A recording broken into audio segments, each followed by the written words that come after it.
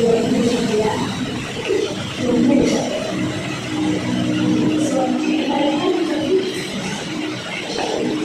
kasih waktu 2 menit untuk kalian jawab pertanyaan dari teman-teman kalian. Oke, boleh dimulai dari sekarang. Ibu ada aku. Ya, ada aku.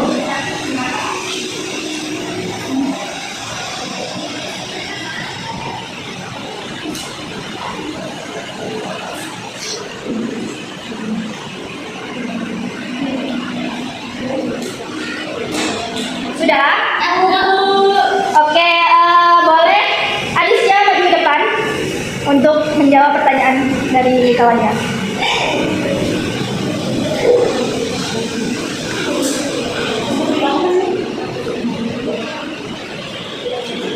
Anak-anak tolong perhatikan temannya yang akan membacakan soalnya.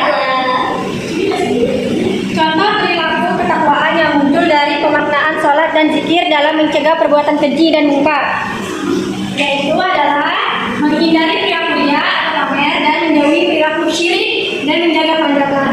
Ya, benar. Tangan buat Adisya. Boleh duduk Adisya.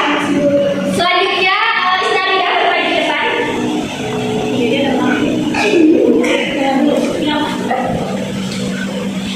Contoh perilaku ketakwaan yang muncul dari pemaknaan sholat dan zikir dalam mencegah perbuatan keji dan mungkar, yaitu tidak berkata berbohong, tidak menggunjing orang atau bergibah, dan tidak menyebarkan fitnah. Ya, bagus. Tepuk tangan untuk Isnabila. Ya. Selanjutnya, pada Dwiarti, tolong duduk depan.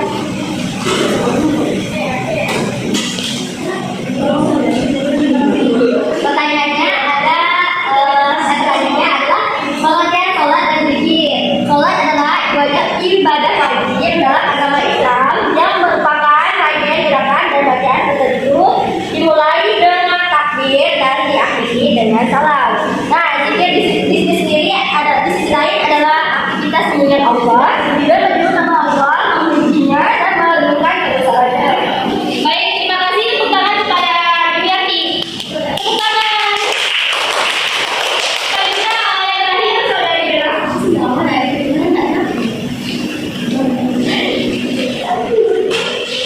Kertasnya tadi boleh kumpulkan. Silakan, Bella. Hakikat sholat dan zikir diperintahkan Allah dalam surah apa? Dalam surah Al-Ankabut ayat 45. Masya Allah. Tepuk tangan untuk Bella.